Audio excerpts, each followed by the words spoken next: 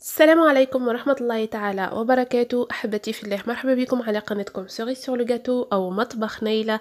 عدت إليكم اليوم بوصفة موس السيترون أو موس الحامض، وصفة جد سهلة جد بسيطة بمكونات جد بسيطة كذلك، بقوام خفيف ورائع، قوام مثل الثلج. نتمنى إنها تعجبكم وتنال رضاكم. إذا كنتم أول مرة تزوروا القناة نتمنى إنكم تشتركوا وتفعلوا الجرس. أحبتي في الله، متنسوش تدعموني باللايك وبالبرتاج متاعكم. بسم الله وعلى بركة الله نبدأ وصفتنا.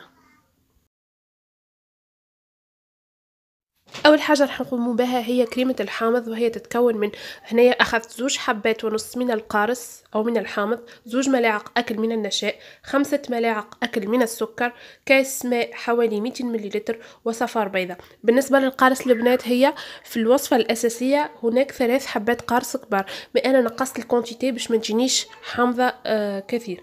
دونك هنايا حطيت السكر والبيض وضفت عليهم الماء، نخلط جميع المكونات مع بعضهم حتى لين يتجانسوا، ثم نضيف عليهم عصير الحامض أو عصير القارص والنشاء. لازم كامل المكونات تكون باردة مش سخونة، باش النشاء ما يعملولناش تكتلات ونحصلوا فيه. دونك خلطة مليحة البنات حتى لين يتجانسوا كامل العناصر مع بعض ويتنحاولي كامل تكتلات، عفوا. بطبيعة الحال تسنيم تلعب بالإضاءة مثل كل مرة، ثم نحطها على نار متوسطة بالتحريك المستمر حتى لين يعقد لي الخليط.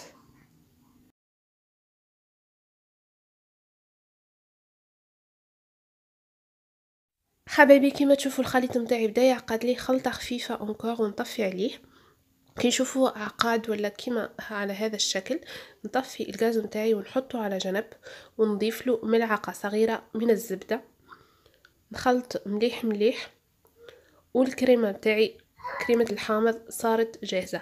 ثم نحطها في أي وعاء آخر ونغلفها من الفوق باش ما تتكونليش قشرة البنات. دونك هنا خديت فيلم اليمونتير، جو فيلم او كونتاكت كيما شفتوا، باش ما تتكونليش القشرة هذيك، وخلاها على راحتها تبرد او تدفى، ومن بعد نحطها في الثلاجة.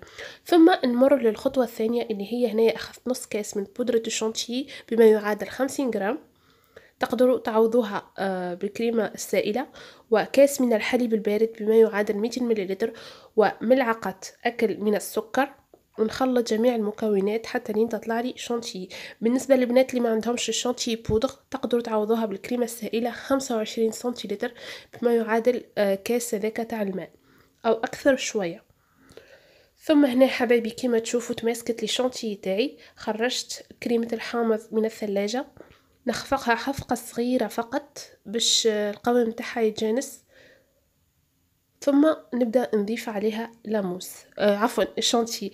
بنات هنايا باش تضيفوا الشانتي وما يخرجوش لكمش الهواء اللي متواجد فيها وما يخسر لكمش القوام متاعها، ننصحكم انكم تخلطوها بسباتول كيما هكا على شكل دائري من فوق لتحت او من تحت لفوق، ديما نفس الموفمون كيما هكا. نزيد الخليط متاعي على 3 خطرات او 3 مرات حتى لين توفى كمية الشونتي. انا بنات عودت صورت لكم الوصفة هذه خاطر كي جيت نعمل في المونتاج بكل صراحة تحذف لي المقطع الاول، دونك في خاطركم ومعزتكم عودت صورتها لكم من الاول جديد. هنايا انا ضفت حاجة موالفة نديرها من نهار اللي جاوني لي زانفيتي، كنت يعني كنت غصبة ما قدرتش نديرها، ضفت فيها القليل من الفواكه. خذيت كيس او فيرين، حطيت فيها الموس، ثم ضفت فيها القليل من الانجاص. تقدروا تستغنوا على هذه الخطوة، ما صدقوني البنات الانجاص يعطيها بنة على بنة، يزيدها روعة. نتمنى انكم تجربوا هذه الوصفة وتعطوني ارائكم وتبعثوا لي كامل تطبيقاتكم باش نحطهم على صفحة سوريس سور لو او على الانستغرام. كيما شفتم بعد نعاود نعبي الكاس باللاموس. تقدروا تعبيو كاس ديريكتومون باللاموس من غير ما تزيدوا الفواكه، لكم الاختيار. لان حبيت نضيفها، وصدقوني كل مره ننوع في الفاكهه، وكل مره يختلف الطعم لانه يزيدها بن على بنه كيما قلت لكم. ثم نحطها تبرد في الثلاجة على الأقل لمدة ساعة البنات. هذا الديسير منعش، واو واو واو، هذا الكلمة اللي نقولها. نتمنى وصفتي لليوم تكون نالت رضاكم وإعجابكم. كما شفتوا المقادير عطوني حسب التقريب 10 كؤوس. إذا كنتم أول مرة تزوروا القناة نتمنى أنكم تشتركوا وتفعلوا الجرس، ما تنسوش باش تدعموني باللايك وبالبارتاج. إلى هنا دمتم في رعاية الله وحفظه.